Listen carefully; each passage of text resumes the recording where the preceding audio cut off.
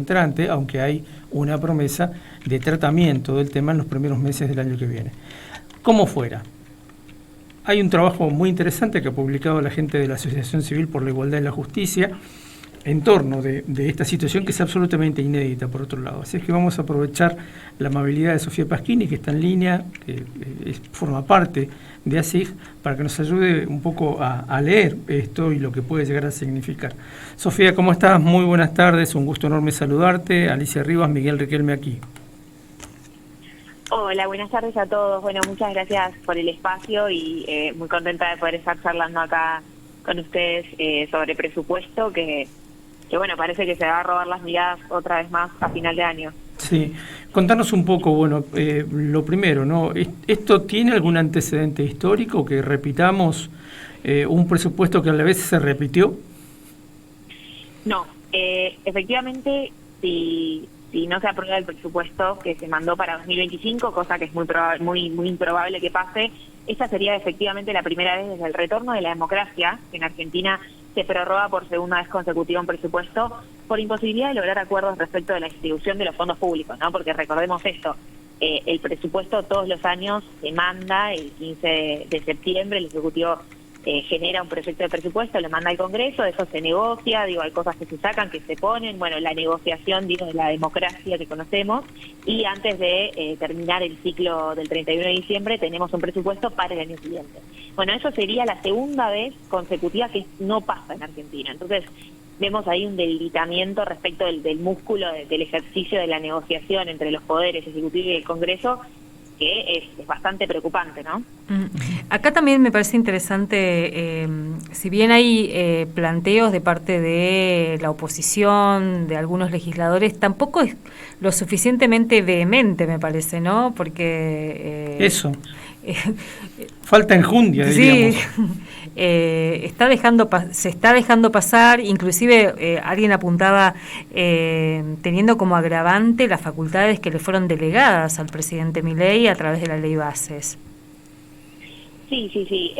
Yo no puedo responder por qué esto no está teniendo tanto protagonismo, si se quiere, o por qué no estamos todos tan alarmados como deberíamos. Yo creo que fue un año donde las cosas nos alarmaron constantemente y en algún momento uno pierde la sorpresa. Pero más allá de eso, me parece muy importante algo que vos decías, como para sumar un dato más que puede ser interesante para la conversación.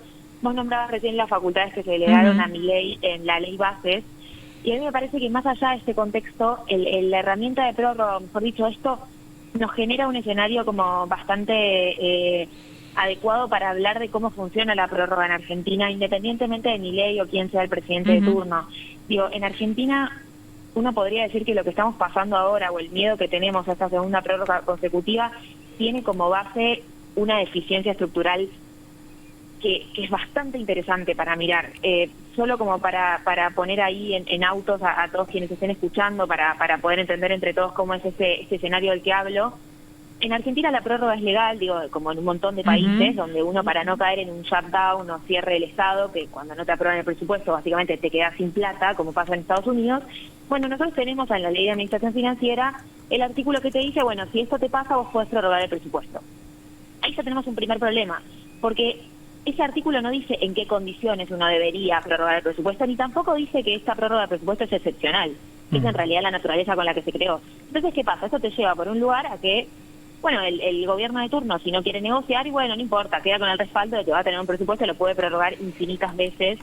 Y eso es ya una falla estructural de cómo está pensada la prórroga en Argentina. Y a eso se le suma un montón de superpoderes que tiene el Poder Ejecutivo, estos famosos superpoderes de los que se empezaron a hablar en 2006, no sé si ustedes recuerdan, pero en 2006 se hizo una modificación a la Ley de Administración Financiera, donde se le dio al jefe de gabinete muchas potestades presupuestarias que estuvieron históricamente reservadas al Congreso. Y si a eso además le sumás que todo lo que el Poder Ejecutivo puede hacer por ley, aquello que no se puede lo hace por DNU, y bueno, ahí tenés un panorama interesante donde el Poder Ejecutivo va adquiriendo cada vez más discrecionalidad. Entonces, además de poder prorrogar el presupuesto indefinidas veces, porque la ley no te pone un límite, además tenés todas estas maniobras para manejar el presupuesto como quieras por fuera del Congreso. Entonces, creo que eso, independientemente de las facultades que se le dieron a Milei este año y bueno, ya plantea unos desafíos interesantes.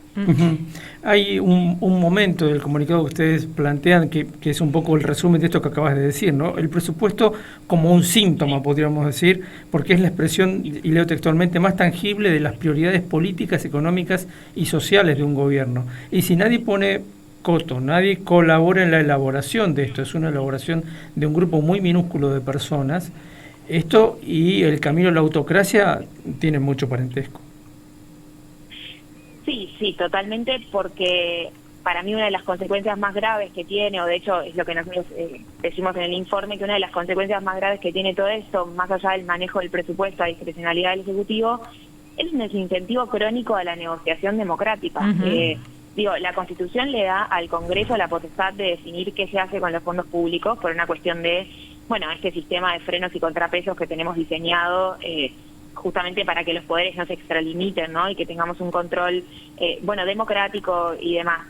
Y entonces, si la Constitución le da al Congreso la potestad última de decir qué es lo que se hace con los fondos públicos, y eso ya deja de tener sentido porque el rol del Congreso se va debilitando a medida que el rol del Ejecutivo va teniendo cada vez más poder y más discrecionalidad para hacer lo que quiera, esto es peligroso porque a vos te genera, además de que se te rompe un poco el sistema democrático que vos pensaste, te genera un desincentivo a negociar. Como hay algunos gobiernos que tienen más incentivos y otros que menos para negociar con el Congreso. Yo creo que la postura de este gobierno está bastante clara en ese sentido.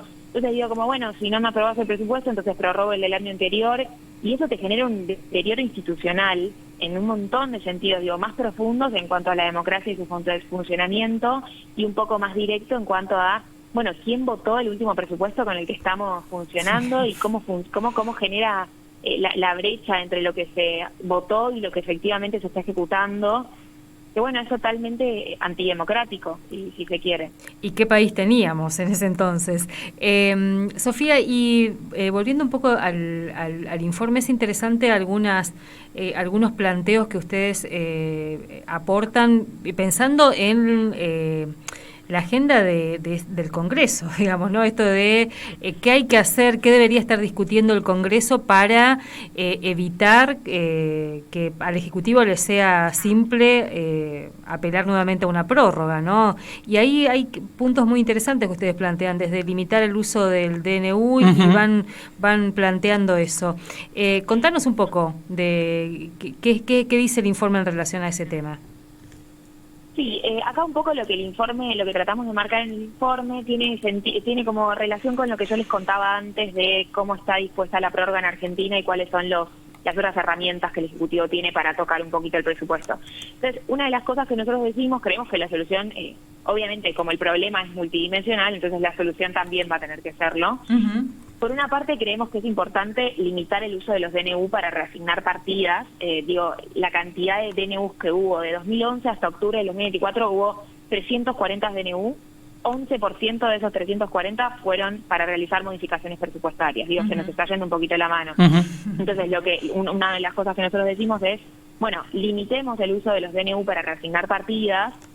Y además fortalezcamos esta propuesta que hay, que en el Congreso quedó un poco trunca, como casi todo este año, pero en el Congreso estos últimos meses estuvo dando vuelta una propuesta para modificar el proceso que tienen los DNU que siguen vigentes, salvo que las dos cámaras se lo rechacen. Pero además de eso, de la estructura de los DNU, que hay que conversar efectivamente, lo específico de reasignación de partidas mediante DNU, eso tiene que estar limitado, porque no puede ser que las estadísticas demuestren que básicamente se gobierna presupuestariamente por DNU desde el 2011 hasta esta fecha cada vez más. Y además de eso, que es como la pata DNU, que ya tiene como una naturaleza problemática per se, pero en las modificaciones presupuestarias es incluso aún más alarmante, uno podría pensar que cuando vamos a cómo se regula la prórroga en la Ley de Administración Financiera, y la forma en la que está dispuesta la prórroga, que yo les contaba hace un ratito, que no te dice ni cuántas veces la puedes usar, ni te deja explícito la finalidad de excepcionalidad, ni tampoco establece ninguna sanción para el funcionario de turno que la use indiscriminadamente. Entonces, es un juego de suma cero, nadie va a estar desincentivado si la norma no te desincentiva. Entonces, claramente ahí hay que poner las cosas un poco más claras, porque en un vacío legal, o mejor dicho, en un silencio de la ley, y cada uno interpreta lo que quiere, y eso es un problema grave, porque estamos en un escenario de una segunda prórroga y no es ilegal. Claro. Ese es un problema. Tal cual. Estaba pensando un poco con esto que terminás de decir, con otra cosa que decías antes, que es el sistema de contrapesos. Puesto así, entonces, con un parlamento muy debilitado en cuanto a su rol, lo acabas de describir, con una justicia que tiene una Corte Suprema que va a tener 3 miembros dentro de un par de días, es decir, casi ningún miembro. Brasil tiene 11 miembros en el Superior Tribunal Federal. El rol del Ejecutivo es preponderante. Incluso el presidente ha dicho o ha sugerido la posibilidad de cerrar el Congreso el año que viene. Este Ejecutivo que además tiene re pocos senadores y re pocos diputados. Propios, ¿no? Propios. Es un panorama muy complejo. Sí, sin dudas estamos en un momento complejo en cuanto a los poderes que conforman el Estado, si se quiere de alguna forma decirlo. Nosotros lo que resaltamos ahí en el informe es que es importante que agotemos los mecanismos institucionales que tenemos para votar un presupuesto en vías democráticas.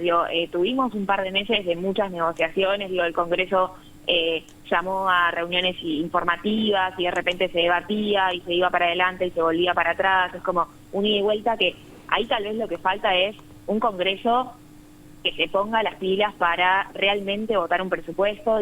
Me parece que las responsabilidades son compartidas, el diseño de la ley tiene un peso, la predisposición del Ejecutivo tiene otro, pero bueno, sin duda el Congreso ahí tiene un rol que jugar, y me parece que hay decisiones que se deberían haber tomado y no se tomaron, y entonces nada, un poco el llamado de este trabajo también es como, bueno, que el Congreso fortalezca los canales de discusión que tienen, que asegure también participación activa de sociedad civil y otros sectores, como si tenés un presupuesto enfrente que no te gusta, bueno, aprovecha que tenés rondas para llamar a un montón de sectores, claro, para que te iluminen al respecto, pero al fin de cuentas sabemos cuándo cierran las sesiones ordinarias y deberíamos apurarnos para tomar una decisión antes. Eso es un poco Sofía, la crítica, si se quiere, al rol del Congreso. Sí.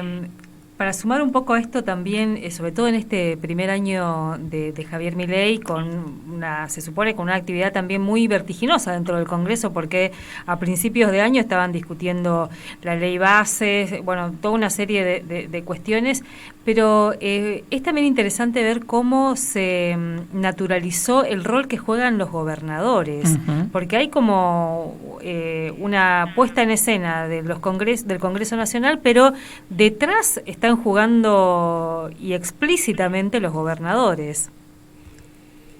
Sí, yo creo que ahí, nosotros en el informe no lo abordamos, así que eso excede un poco, pero creo que es parte de lo que estábamos hablando hace un rato de los incentivos a la negociación. Me parece que nos estamos perdiendo de vista el resultado final que deberíamos tener, que es un presupuesto democrático, por un montón de cosas que pasan en el medio y que no llevan a negociaciones de ninguna de las dos partes, como ahí lo que yo veo, tanto en gobernadores como lo del Congreso, que me hacían la pregunta recién, yo lo que veo es que se deja, es como en última instancia, bueno, hagamos un debate democrático, pero primero los intereses, como las negociaciones que quedan truncas, como me parece que ahí hay como un problema como multidimensional en el que vamos a tener que sentarnos a conversar porque tenemos que votar un presupuesto, todos tendremos alguna opinión al respecto, pero lo que digo es, quienes están sentados en las bancas, tanto del Congreso como del Ejecutivo, tienen la responsabilidad de votar un presupuesto. Y esto que termina pasando, bueno,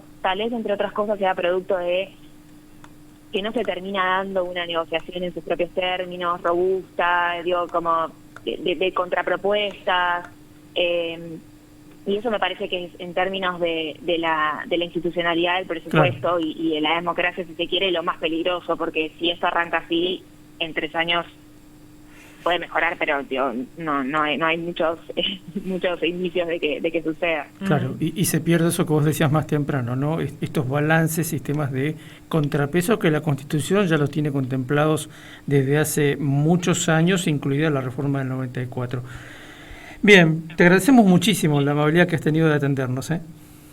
No, por favor, muchas gracias a ustedes cuando necesiten. Hasta luego, muchas gracias. Un saludo, chau. Feliz año. Gracias. Igualmente, charlábamos con Sofía Pasquini, que es abogada del programa Justicia Fiscal de la Asociación Civil por la Igualdad y la Justicia, ASIG, y una de las personas que trabajó en este documento, que la verdad que lo recomendamos, está interesante. Muchas de estas cosas están puestas allí. ¿Dónde lo encontramos? Hay un sitio web que es el sitio de ASIG, voy a reiterar lo que significan estas siglas,